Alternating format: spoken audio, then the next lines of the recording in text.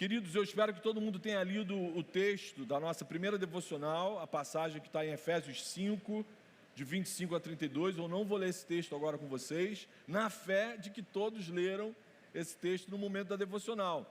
É um texto que fala sobre como o casamento entre cristãos deve funcionar para a glória de Deus e mostra também como Deus usa a imagem do casamento para uma série de ensinamentos bíblicos que vão fortalecer a nossa fé, como que Deus usa a imagem do casamento para isso, em vários textos da Bíblia. E por falar em casamento, anote na sua agenda. Não vou casar não, já casei. Mas anote aí na sua agenda, no último final de semana de março, a gente vamos ter o nosso primeiro final de semana de treinamento. Então, o primeiro FST do ano acontecerá no último final de semana de março. E além da turma do Conexão com o pastor Henrique, a gente vai ter o retorno especial do módulo Convergência com o Clovinho, e a gente vai ter também o já conhecido módulo Antes e Depois do Sim, que expõe justamente o que a Bíblia Sagrada fala e trata sobre casamento. Então, se você pensa em casar, se você já é casado, se você não tem a menor ideia do que é isso, está sozinho, está solteiro, mas quer saber o que a Bíblia fala sobre casamento, então, no último final de semana de março, eu convido você para participar desse módulo. Com certeza, é um módulo importante, é fundamental a gente saber tudo que está na Bíblia.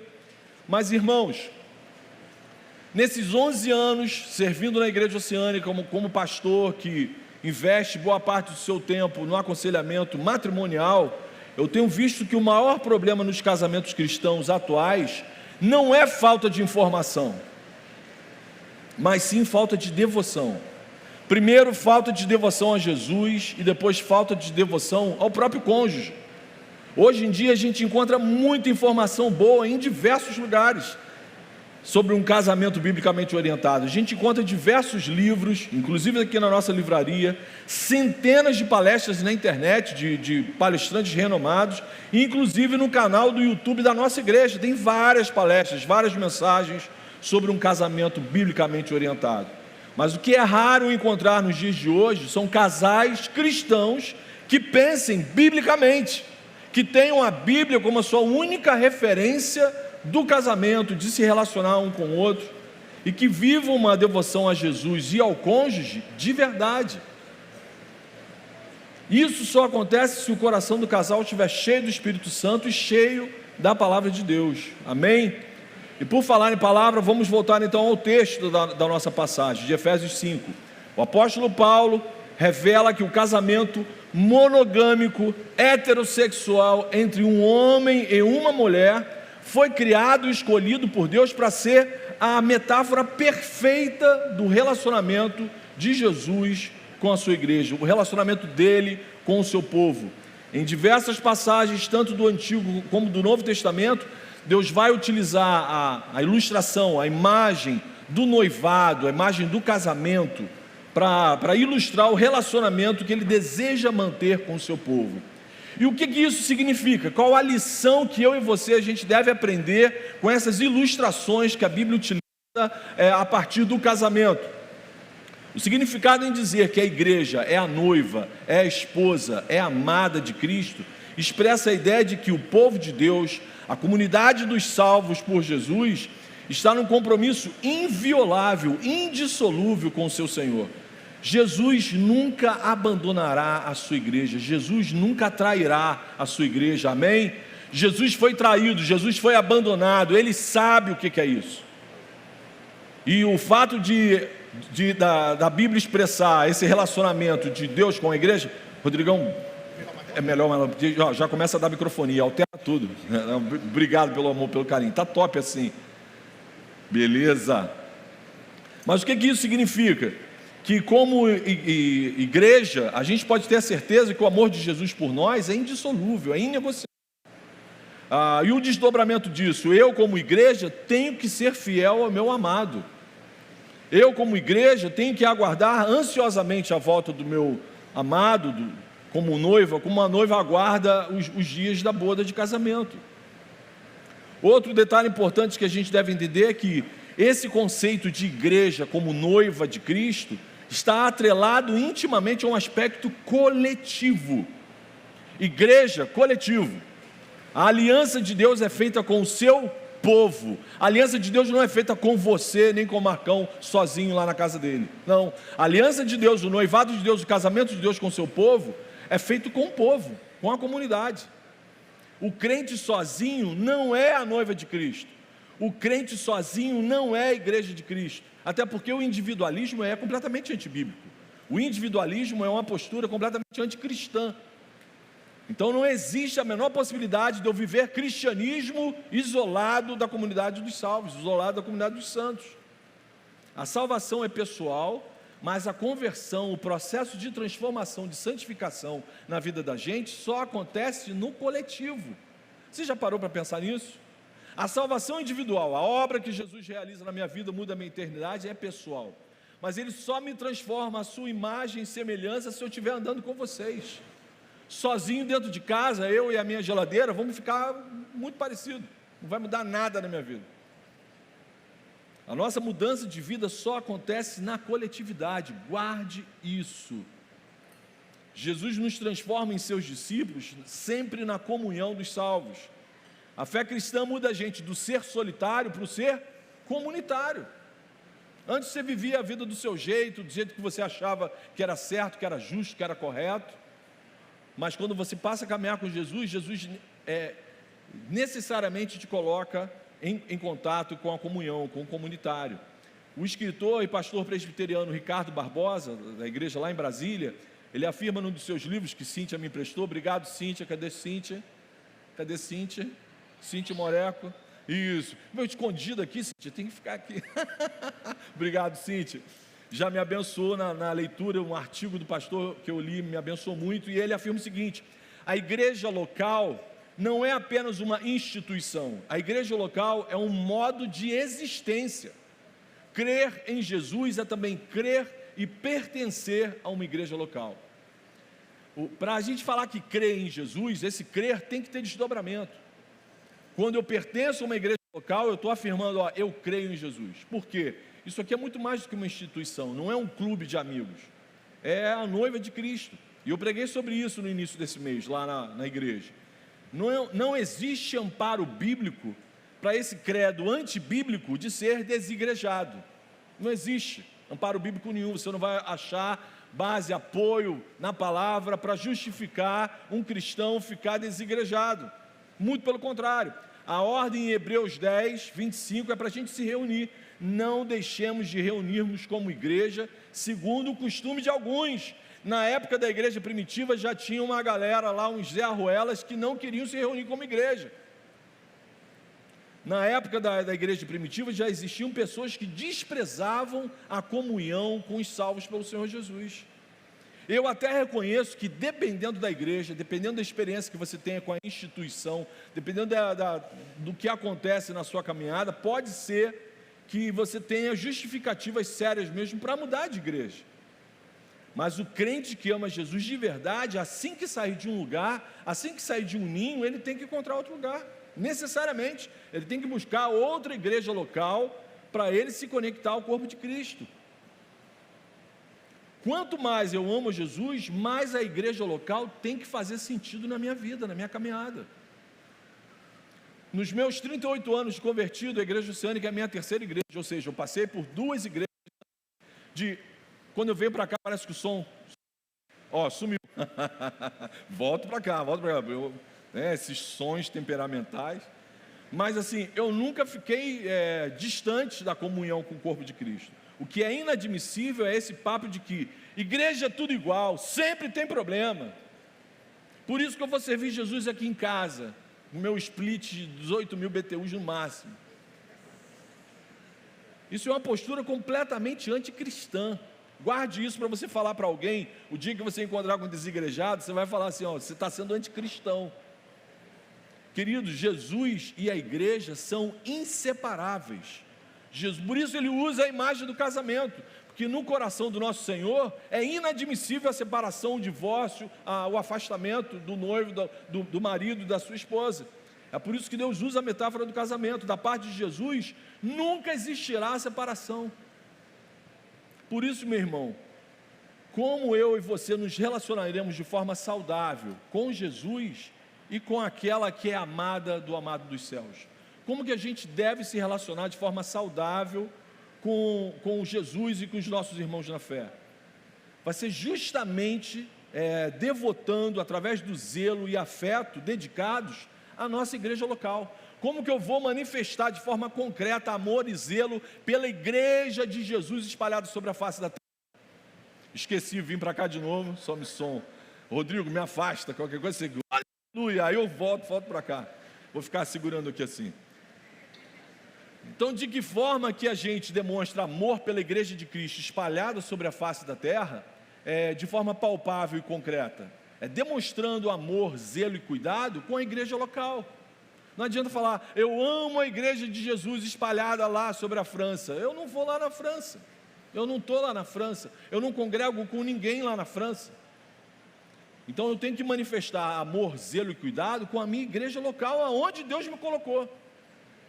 Eu e você amaremos a igreja invisível de Jesus, mas manifestando isso, esse zelo, esse cuidado, esse carinho de forma concreta, na igreja local, no ambiente da igreja local, mesmo que ela não seja perfeita, amém? Mesmo que ela não seja perfeita, essa é a nossa primeira aplicação. Anote aí, ame a noiva de Jesus, ame a igreja local, mesmo que ela não seja perfeita. O fato da amada ser alvo do amado dos céus, não significa dizer que ela é perfeita. Eu falei isso também no início do mês. O fato de eu e você sermos alvo do amor de Jesus, não nos torna imediatamente pessoas amáveis. Engana-se quem pensa que o amor de Jesus por nós se deu com base em algo que Deus viu de bom na gente. Lê do engano. A posição da igreja como noiva de Cristo a torna ainda mais encantadora quando a gente entende que a igreja é formada por pecadores, redimidos, mas pecadores. Sem Jesus em nossas vidas só restariam as ruínas da queda. Sem Jesus em nossa existência, seríamos sinônimo de tragédia. Essa que é a grande verdade. Tira Jesus da sua história, tira Jesus da minha história. Deus, em sua vontade graciosa e soberana, decidiu amar quem não merecia ser amado. Nós cantamos isso na Oceânica, eu merecia a ira. Se você fizer uma avaliação sincera e honesta sobre a sua vida, sobre o seu coração, sobre o egoísmo e os monstros que habitam a sua alma, você vai falar com a boca cheia, Senhor, eu só mereço a tua ira. Sem a obra da graça não haveria nenhuma noiva celestial, apenas uma meretriz. Sem a obra da graça haveria apenas uma escrava da desgraça.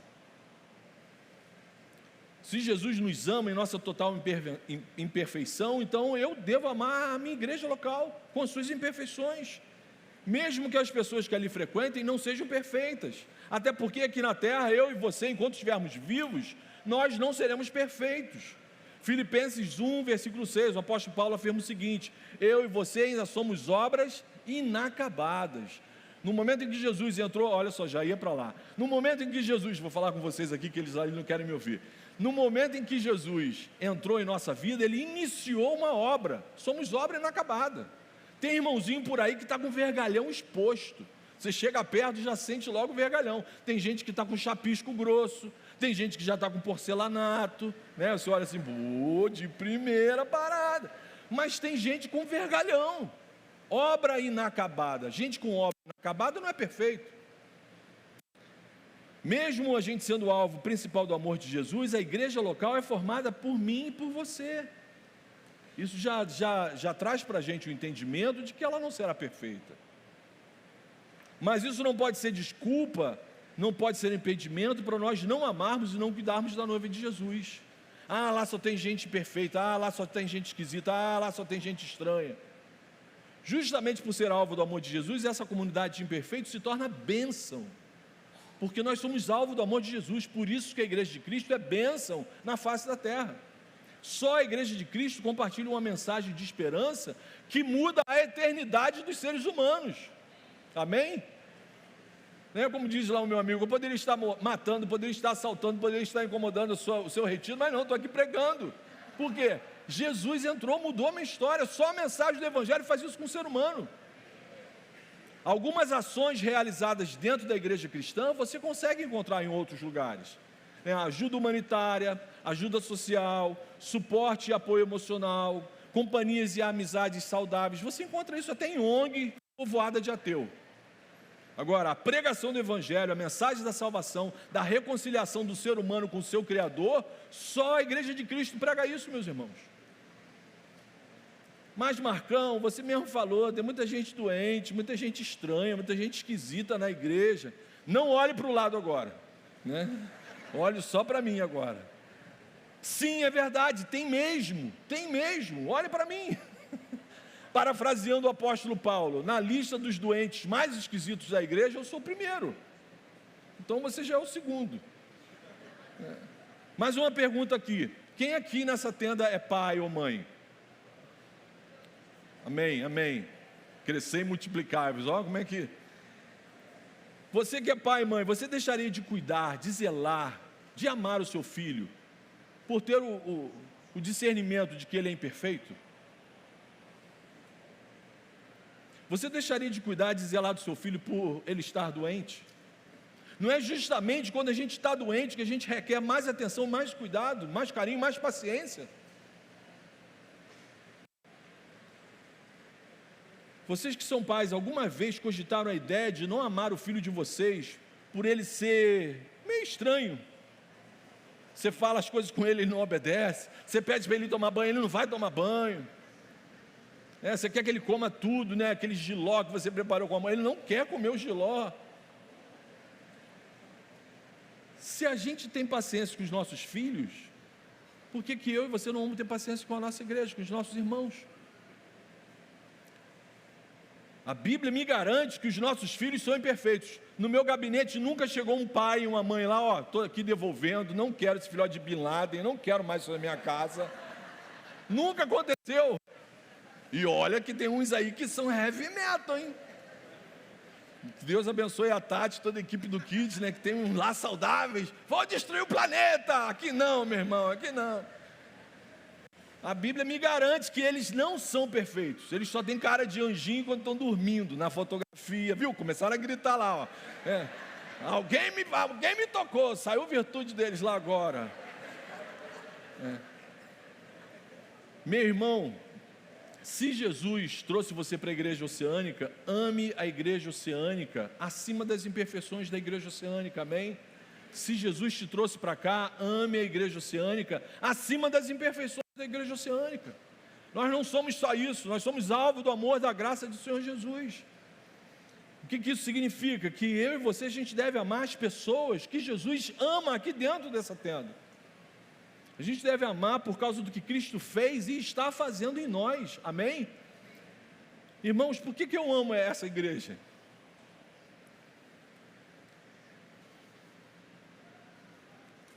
Eu amo a igreja oceânica porque aqui eu aprendi como é abençoador servir os servos do Senhor Jesus. Eu amo a igreja oceânica porque aqui caminhando com vocês, eu descobri que Jesus está vivo mesmo. Aqui caminhando com vocês, eu passei a ter paixão pela palavra. Eu passei a caminhar no caminho da oração, a entender o valor da oração na vida da gente. Eu confesso que fiquei uns bons anos ainda na oceânica, ranço de vidas pregressas, não de reencarnações pregressas, mas de vidas pregressas em outras igrejas. Tem que explicar tudo, né? Senão tem pastor hoje em dia aí que só queimando.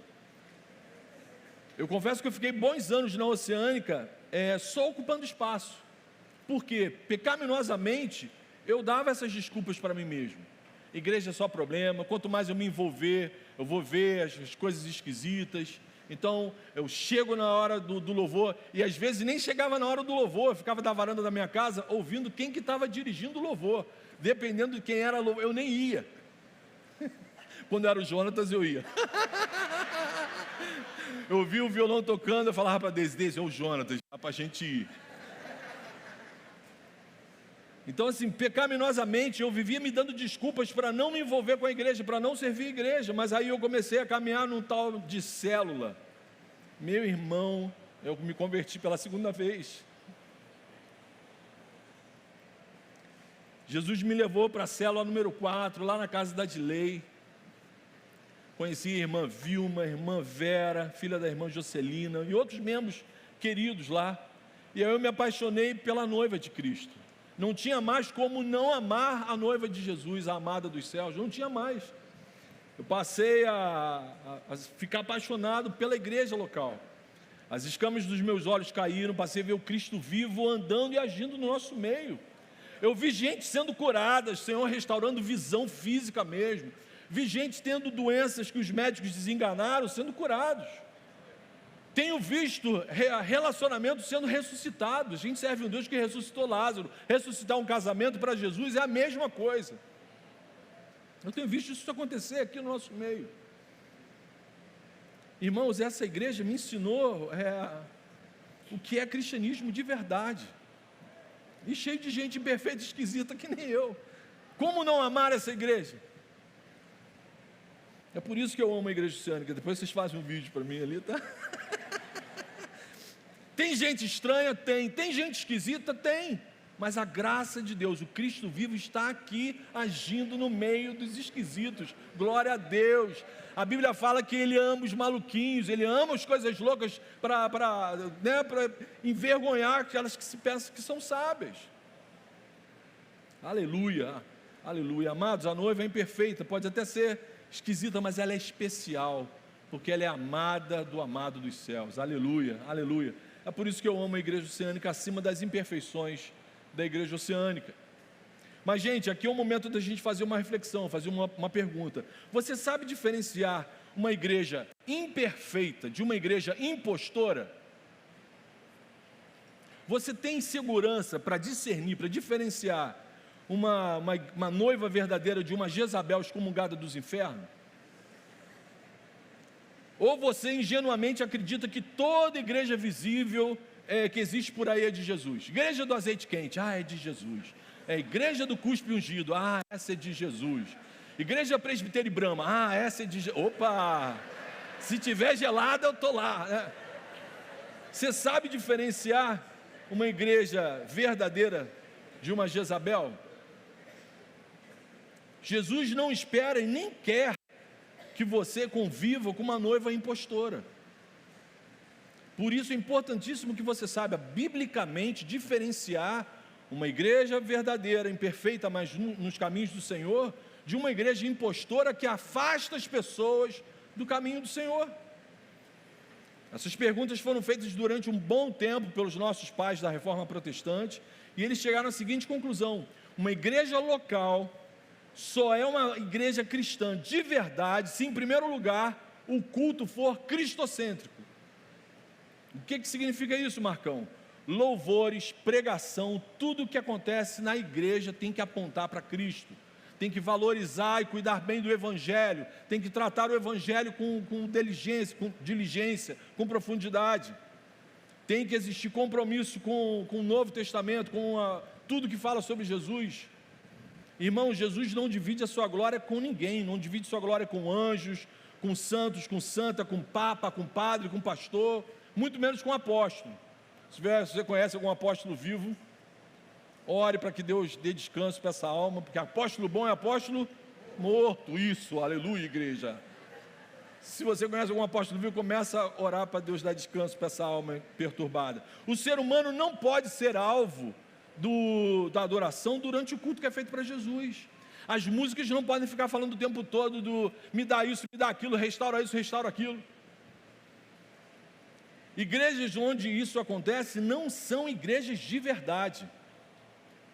Mesmo que de vez em quando fale ali de Cristo, de Jesus. Olha lá, pastor, falou de Jesus. Jesus é a minha luz que me conduz para comer cuscuz. Falou de Jesus. Mesmo que fale de Jesus, normalmente quando Jesus é citado, é como escravo para o bel prazer do ser humano, para atender alguma súplica do ser humano, que às vezes são súplicas lícitas, mas Jesus é tratado sempre como o gênio da lâmpada. Você esfrega, faz uma campanha, uma oração, uma corrente disso, corrente daquilo, Jesus vai te dar a vitória, só que não é vitória contra o pecado, porque essas pessoas não falam sobre pecado dentro do púlpito. Vai te dar a vitória o quê? O carro novo, a esposa nova, a glória da segunda casa vai ser melhor que a da primeira. Isso não é igreja, gente. Isso não é igreja. Igrejas intensamente focadas no culto da prosperidade material são impostoras, são Jezabel. Você nasceu para ser cabeça, não nasceu para ser caldo, sabe essas idiotices? Toda hora falam em vitória, só que nunca é vitória contra o pecado. Igrejas assim estão a serviço de um outro reino. Amados, só para a gente lembrar, só para ficar claro, assim que Jesus inicia o seu ministério, a primeira coisa que ele faz com os seus discípulos foi levá-los para uma tempestade, a ponto de homens experientes com o mar pensaram que iam morrer afogados. Todos os apóstolos morreram materialmente desfavorecidos, pobres, morreram pobres. Então tem alguma coisa que não bate com o que está no Evangelho e o que está em algumas igrejas impostoras. Se um pregador fala mais de prosperidade material do que santificação, do que mudança de caráter, do que intimidade com Jesus, esse pregador está a serviço de um outro Senhor, mas não de Jesus. Isso não significa que nessas igrejas não existam crentes de verdade, amém? Tem crente de verdade às vezes nessas igrejas. Algumas pessoas dentro desses lugares que são impostores, igrejas impostoras, são sim alvo do amor e da graça de Jesus, mas o Senhor, o bom pastor, tira essas pessoas de gente que tem, de pastor que usa pele de cordeiro. Quem é de Jesus não fica muito tempo dentro de igreja impostora, essa é a grande verdade. Mas é bom a gente guardar isso na nossa mente. Existem crentes de verdade dentro desses lugares confusos, mas Jesus sempre tira suas ovelhas verdadeiras de perto desses lobos em pele de cordeiro. Quem é de Jesus não fica muito tempo andando com a noiva de Chuck, né? Essa que é a verdade. Ou seja, se numa igreja local, o poder está rolando lá no Kids, hein? Ô glória! Se numa igreja local o foco dos louvores e principalmente das pregações não for a pessoa de Jesus Cristo, que seja anátema. É isso que diz a palavra de Deus. Gálatas 1, versículo 8. Mas ainda que nós, ou um anjo do céu, pregue um evangelho diferente, que coisa singela, uma borboletinha passeando aqui, não viu? Que coisa linda. Obrigado, Jesus, pela tua criação. Mas olha só, Gálatas 1, 8, o que diz? Mas ainda que nós, mesmo que seja eu, Paulo falando, ou um anjo do céu pregue um evangelho diferente daqueles que lhes pregamos, que seja amaldiçoado. Não tem minha palavra, não tem conversinha. Não julgueis, deixa ele para lá. Não, queima Jesus, queima. Que seja amaldiçoado, porque ele está denegrindo o nome do Senhor Jesus, estão denegrindo o nome da noiva de Cristo, estão arrumando confusão com o noivo. Segundo lugar, só é uma igreja verdadeiramente cristã se ocorrer a correta administração dos sacramentos. Marcão, o que é isso? Quais são os sacramentos? São as cerimônias religiosas ordenadas por Jesus e aos seus discípulos, o batismo e a Santa Ceia. O batismo marca a nossa inserção na igreja de Cristo. O batismo marca o início da nossa caminhada com Jesus. E a Santa Ceia celebra a nossa comunhão vital com Cristo e uns com os outros. O que é a correta administração dos sacramentos? É uma igreja ter zelo no ensino, o novo da fé, ensinar o que é o batismo, o significado do batismo, a importância do batismo, a importância, o que significa a ceia do Senhor, saber discernir o que está acontecendo no momento da ceia do Senhor. A noiva verdadeira de Jesus só vai ministrar o batismo sobre a vida de alguém que teve realmente um encontro real com Jesus, alguém que confessar Jesus como seu Salvador. Só vai orientar a participar da ceia se a pessoa estiver presente, tiver sido batizada e estiver em plena comunhão com a igreja de Cristo. Não pode estar em processo de disciplina, não pode estar enfrentando um processo de correção eclesiástica e participar. Então uma igreja impostora, ela banaliza os sacramentos. Qualquer um pode participar do batismo e da ceia. Batismo é feito a rodo, e qualquer pessoa pode participar da ceia, visitante, ateu, crente passando por disciplina espiritual, ET de Varginha, quem tiver na hora do culto pode participar da ceia. Geral está liberado. A gente não vai ver nas igrejas impostoras zelo, cuidado com os sacramentos. Você não vai encontrar isso. Em terceiro lugar, só é uma igreja verdadeiramente cristã se igualmente houver a correta aplicação da disciplina eclesiástica, da disciplina pastoral, nos membros em pecados. Igrejas cristãs de verdade zelam pelo cuidado com o rebanho. O fato de uma igreja ser imperfeita não dá licença para que essa igreja alargue o caminho que sempre foi estreito, ou que deixe de fazer aquilo que Jesus ordenou que seja feito. Então, se um membro cai em algum pecado, uma igreja de verdade toma conhecimento disso, ela tem que ajudar esse membro a sair do atoleiro. Ela tem que ajudar esse membro a sair do local equivocado onde ele tombou. A igreja verdadeira tem que ajudar essa ovelha atolada a sair da lama do pecado. Isso dá trabalho, isso é delicado, isso é uma das tarefas mais desgastantes do ministério pastoral, mas só igrejas cristãs de verdade fazem isso. Em Mateus 18, Jesus fala sobre esse assunto. 1 Coríntios 5, Paulo reforça esse assunto. Um membro vivendo em pecado deliberado tem que ser rapidamente corrigido, ajudado. Mas infelizmente tem muita igreja por aí que não está nem aí para essas coisas, nem quer tomar conhecimento. Você pode estar vivendo publicamente em pecado e ao mesmo tempo fazer parte até da liderança da igreja, até pregar na igreja, servir em diferentes ministérios. Consegue entender agora a diferença de uma igreja imperfeita para uma igreja impostora? Isso é importante a gente ter essas informações guardadas na nossa mente e no nosso coração, para a gente não banalizar, não botar tudo no mesmo balaio, achar que é tudo igual. Não é. A igreja impostora sempre vai usar a Bíblia num contexto distorcido, fora do que é real, por motivações anticristãs, sempre em benefício daquele pilantra travestido de pastor. E aí, para eles, a ordem bíblica é radical. 1 Coríntios 5,11 diz assim: vocês não devem associar-se com qualquer um que, se dizendo irmão, seja imoral, avarento, idólatra, caluniador, alcoólatra ou ladrão. Com tais pessoas vocês nem devem comer. Mesmo que ele queira pagar um McLanche feliz para você, você não vai comer. É o que está na Bíblia, não é o Marcão não que está falando. Não, do McLanche feliz foi eu que falei, sim. Igrejas que relativizam a mensagem do Evangelho não são noivas de Jesus, são impostoras. Vamos agora para a segunda aplicação. Você estava achando que estava acabando, né? Terceiro ponto, ele está acabando, não. Segunda aplicação agora: não se associe com aqueles que odeiam a noiva. Não se associe com aqueles que odeiam a noiva. Não fique do lado, não seja amiguinho, coleguinha, simpatizante daqueles que zombam, caluniam e perseguem a igreja de Cristo. Quando Cristo morreu por sua igreja, ela se tornou propriedade dele. Jesus deu o seu nome para sua noiva. Por essa razão, zombar, denegrir, perseguir a igreja é a mesma coisa que perseguir e denegrir Jesus.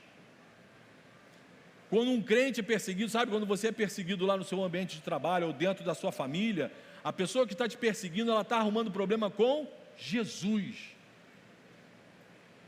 Por essa razão, a gente não deve se associar, simpatizar, achar tranquilinho, andar com gente que faz esse tipo de coisa com a noiva de Cristo.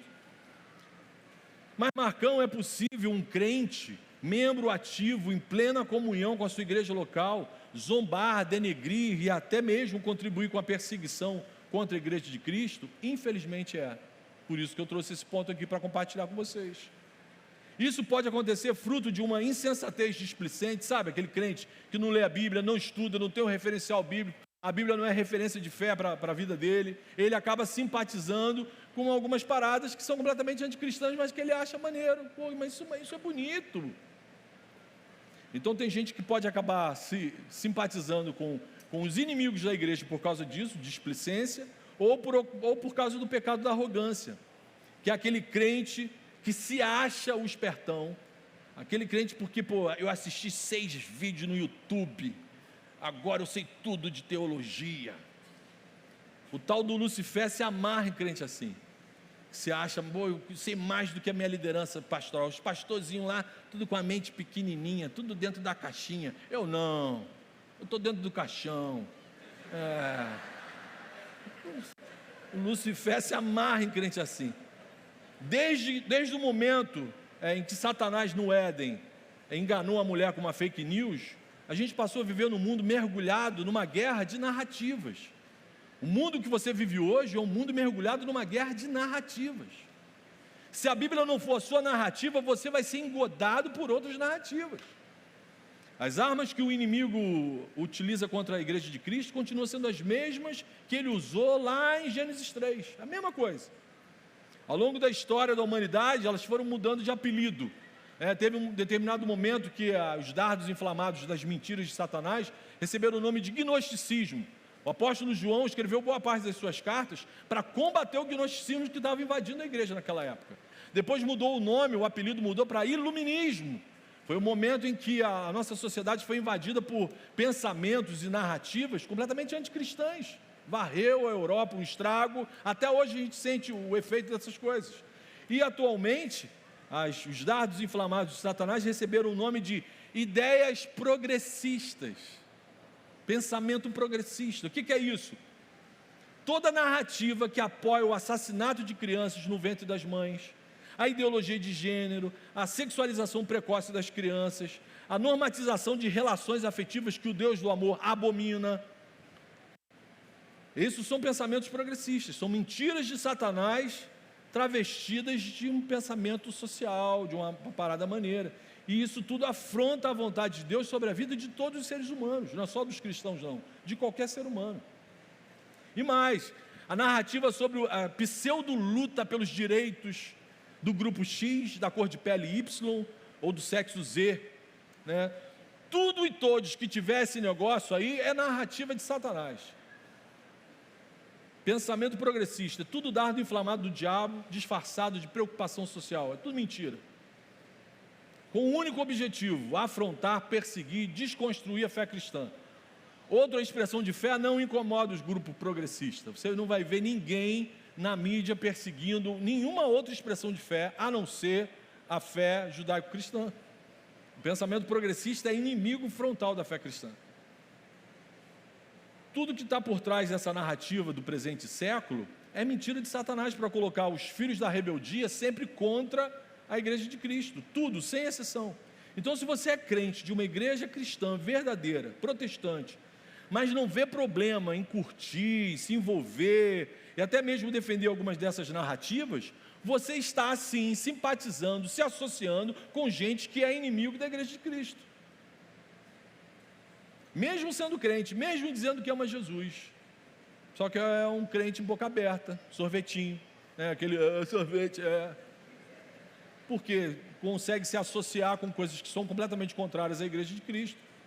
Normalmente os crentes que flertam com essas ideias progressistas, preste atenção se você conhece algum, eles são rápidos em descobrir as imperfeições da igreja local, eles são rápidos em apontar o dedo para o que ele julga ser erro da liderança, são ácidos e impiedosos em suas críticas, não agregam, não evangelizam, não têm amigos de oração, tudo é motivo para murmurar, sempre contra o argumento ou alguma posição da liderança, com essas frases assim: eu penso diferente, eu sigo um pastor no Insta que pensa diferente deles,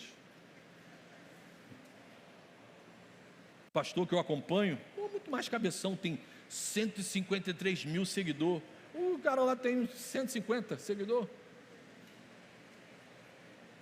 Inventei um número para vocês não irem agora aí, de quem que ele está falando, Infelizmente tem uma porção. Esses pastores da Oceânica pensam tudo dentro da caixinha. Ah, pastor, então você está dizendo que não pode ter senso crítico? Um cristão não pode ter senso crítico? Não, muito pelo contrário. Por sermos crentes e zelarmos pela noiva de Cristo, aí sim que a gente tem que ter um senso crítico apuradíssimo, principalmente contra os pensamentos desse mundo que se opõem contra a igreja de Cristo. Não só contra o púlpito da igreja.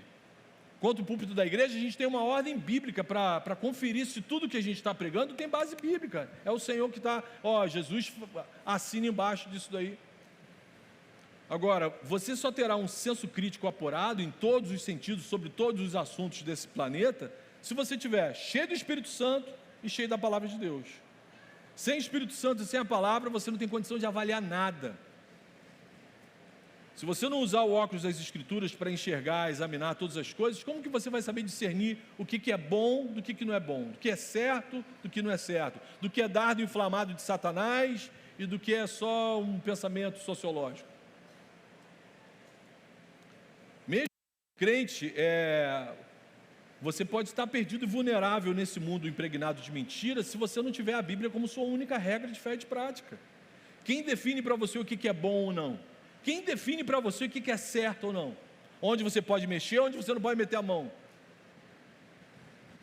Se você não tem um coração cheio do Espírito Santo, se você não tem uma busca diligente, com zelo, pelo conhecimento da palavra, você está correndo um sério risco de hoje estar acreditando e apoiando em coisas absolutamente anticristãs, abomináveis. E aí você acha que o abominável é o seu pastor, porque você pensa tão diferente. Isso já deveria ser um motivo de você marcar um gabinete. Pô, sobre um determinado assunto, eu penso radicalmente diferente dos meus pastores. Tem alguma coisa errada com quem? De repente com eles todos, né? Ficaram anos estudando, de repente pegaram um livro equivocado, aí eu vou lá perguntar, pastor, por que sobre esse assunto eu penso tão diferente? Isso seria lindo, isso seria honesto, isso seria pastoral. Completamente diferente de ficar, eles são esquisitos, isso não vale porque eu já falei que sou, então não adianta mais me acusar de esquisito. Paulo era crente, acreditava que estava agradando a Deus, mas observe o que aconteceu em Atos 9:5. Ele saiu com um grupo de pessoas que perseguia a igreja de Cristo, estavam indo para Damasco. Atos 9:5, Paulo encontrou uma pessoa barrando o seu caminho, falou, daqui você não passa. Aí Paulo pergunta, quem és tu, Senhor? Então o Senhor da igreja respondeu, eu sou Jesus a quem você persegue. Irmãos, isso é muito sério, isso é muito sério. Quando um cristão, dentro do ambiente acadêmico, decide dar mais crédito para o seu professor ateu do que para os imperativos bíblicos, isso é muito sério. Um crente que faz isso, prefere dar crédito para o que a ciência fala do que para o que a Bíblia fala, ele já se conformou ao presente século, ele já assumiu a forma do presente século. Você vai ter grandes dificuldades de amar a igreja e o dono da igreja, se você estiver flertando com os dardos inflamados de Satanás. Avalie o seu coração. Será que o Jesus que te atraiu, que te trouxe até aqui, é o Jesus da Bíblia mesmo? É o Jesus do caminho estreito? Aquele que fala para você mortificar os seus desejos esquisitos, para você carregar sua cruz todo dia? Será que é esse Jesus que te trouxe encanto? Ou você está aqui porque se encantou com Jesus, papo cabeça, modernoso, que só pensa fora da caixinha, um cara maneiro, que aceita tudo, todos e todes? Avalie bem o seu coração. Não arrume problema com o noivo da igreja não, tá? Com o Marcão é light, é só você me cancelar, você não vai ter problema nenhum comigo. Mas o problema é você arrumar problema com o noivo da igreja. Eu quero concluir afirmando que a maior e melhor forma da gente demonstrar o nosso amor ao amado dos céus e à sua amada é investindo as nossas vidas, cuidado na nossa igreja local, para que ela cumpra a missão que ela recebeu do seu amado. Essa é a terceira aplicação. Cumpra a missão dada pelo noivo. A noiva de Cristo não é uma dondoca acomodada. Ela possui uma missão, que é anunciar a redenção de Cristo Jesus para todas as pessoas, até os confins da terra, até para o pessoal que mora lá em São Gonçalo, né, Clóvis? A gente tem que anunciar a redenção de Cristo, a obra de Jesus, o que Jesus está realizando na nossa vida, para todo mundo. Todo aquele que foi chamado por Jesus das trevas para a luz tem que desejar anunciar as obras de Cristo, tem que querer que outras pessoas conheçam o que Jesus realizou e está fazendo na vida da gente. Na verdade, como noiva de Cristo, a igreja é como aquelas pessoas apaixonadas que em tudo, qualquer assunto que esteja falando, fala do apaixonado. Você já conheceu gente assim? Noivo ou aquele namorado está tremendamente apaixonado? Qualquer assunto que você fale, o assunto vai acabar em torno daquela que é alvo do seu amor. Você pode falar sobre inflação, guerra da Ucrânia, a guerra da Ucrânia, né? Mas eu amo tanto a minha amada. Qualquer coisa que você fale vai acabar indo para o assunto do nome de Jesus. Tem que ser assim. É importante a gente lembrar que nos tempos bíblicos, o noivado tinha um desdobramento muito mais intenso e profundo que nos dias de hoje. O noivado era um conceito muito diferente do atual, de modo que os noivos já eram vistos pela sociedade como casados. O compromisso, quando assumiam o compromisso de noivado, para a sociedade primitiva do primeiro século, eles já eram considerados casados antes mesmo da boda de casamento.